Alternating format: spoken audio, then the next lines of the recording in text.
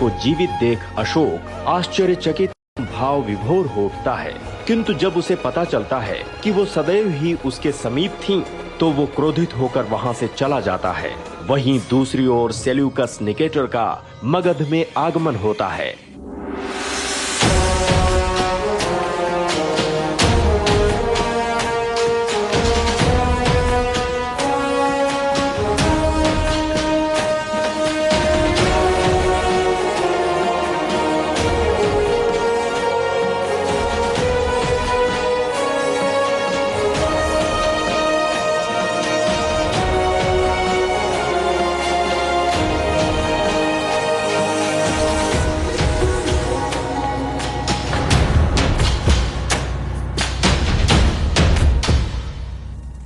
मगध में आपका हार्दिक स्वागत है। बहुत आभारी हूं मैं आपका सम्राट कि आपने मुझे मेरे नवासे के विवाह में सम्मिलित होने का निमंत्रण भेजा।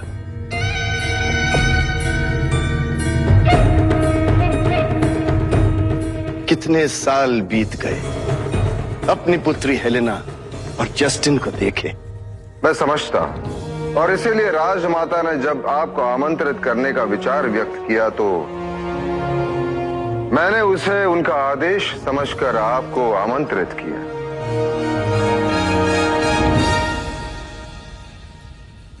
हमारी ओर से तोहफा प्रस्तुत किया जाए।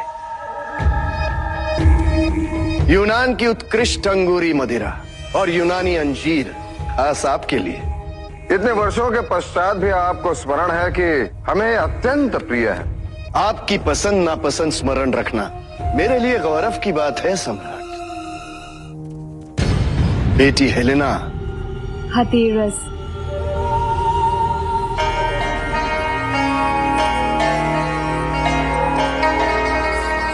बेटी।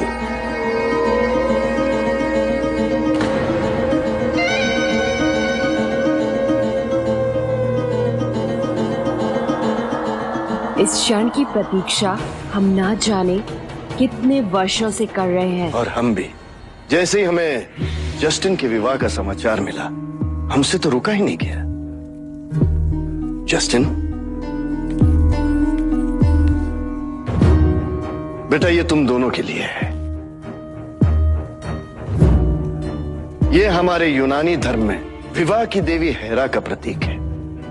आशीर्वाद है ये बेटा कि तुम्हारा वैवाहिक जीवन हमेशा खुशियों से भरा रहे और तुम दोनों के सपने सदा पूरे हों। स्वागत स्वागत स्वागत। भेंट तो हमें देनी चाहिए, हम कन्या पक्ष के जो है। मुझे अतिथि मत समझिए। जस्टिन के नाना होने के नाते मेरा भी कुछ कर्तव्य है, हक है। अवश्य। नाना जी, मेरे और अग्निशिखा के लिए यहाँ एक नए भवन का निर्माण हो रहा है। यदि आज शिलान्यास आपके हाथों से हो तो मुझे ऐसा लगेगा जैसे हम दोनों को आपका आशीर्वाद मिल गया। अब यदि सम्राट की आज्ञा हो तो। अवश्य भ्राता जस्टिन, मेरी भी ये इच्छा है कि ये शुभ कार्य आपके कर कमलों से।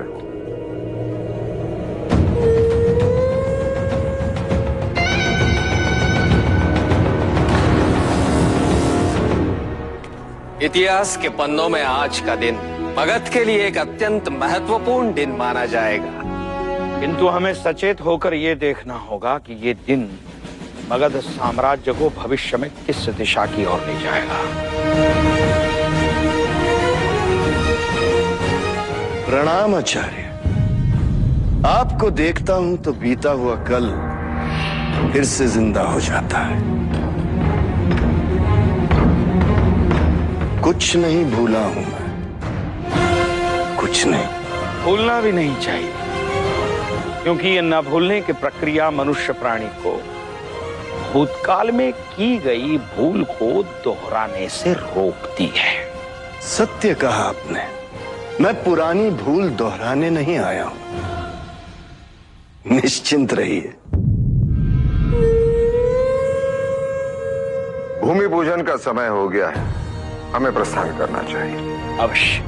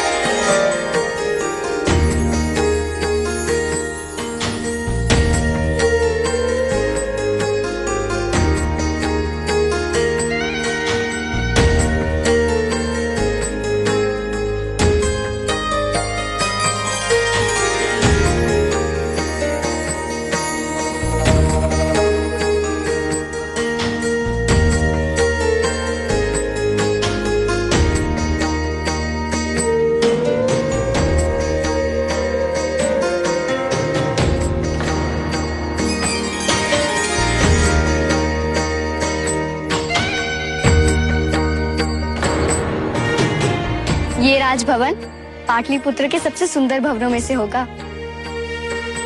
उज्जैनी की शिल्पकला अतुलनीय है। शिल्पकला ही नहीं, वहाँ की सुंदरता भी अतुलनीय है। भ्राता, मैं कल की प्रतियोगिता के लिए अति उत्सुक हूँ। मैं भी।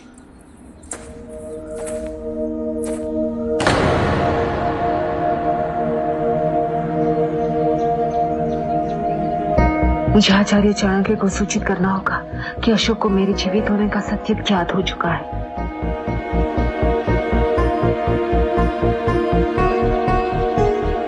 मैं राजकुमार ध्रुपद को जल्द लेके आई।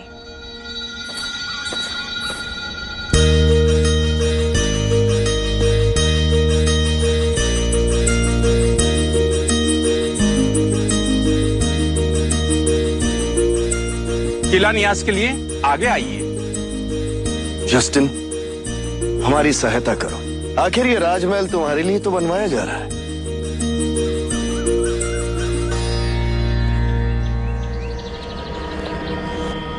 अब तो मगध के सारे शत्रु मगध के मित्र बन गए, वो भी बिना रक्त की नदियां बहाए। अब आप क्यों चिंतित हैं? मुझे भय है कि भावुक होकर अशोक आवेश में ना जाए। मुझे भय है कि मेरे जीवित होने का सत्य वो सम्राट को न बता दे। अशोक, तुम ठीक तो हो? क्या सवाल?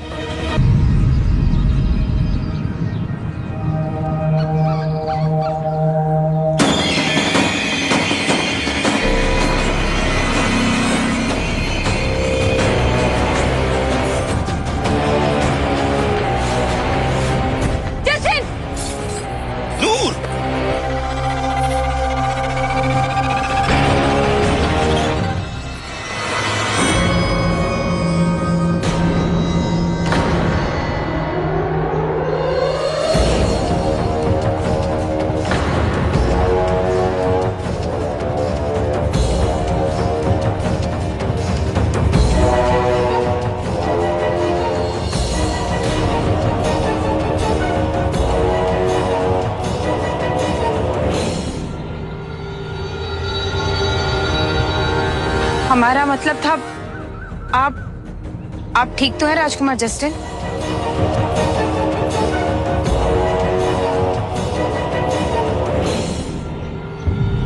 विनाश के लिए रक्त की नदियां नहीं, संक्रमित रक्त बिंदु भी पर्याप्त होता है।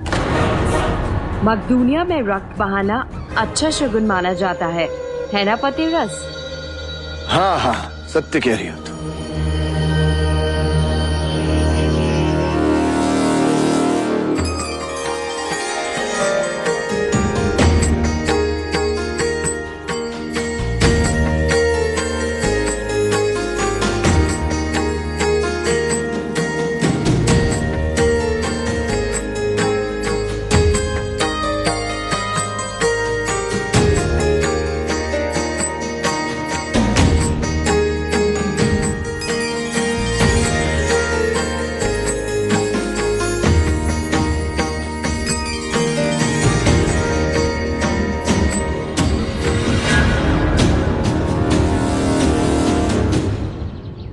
मैंने अशोक को वचन दिया है, ये बात वो किसी से नहीं कहेगा।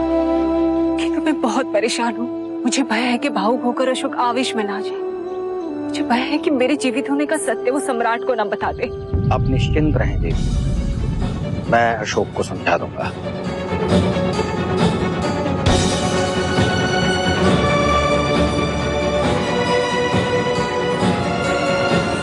अशोक को शांत करना अत्यंत आवश्यक है।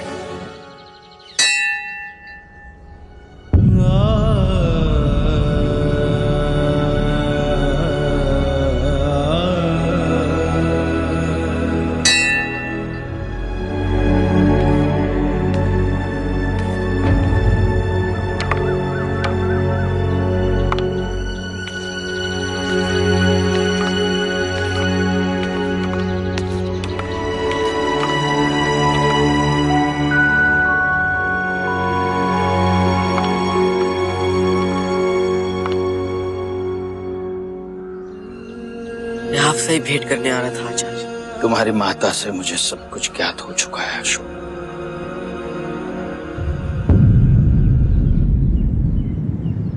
कल्पना करिए, ऐसा व्यक्ति जो हमें सबसे प्रिय, हमसे वो करने को कहे जो हम करना नहीं चाहते, तो ऐसे में क्या करना चाहिए सम्राट? क्या तुम्हें उस व्यक्ति पर विश्वास है?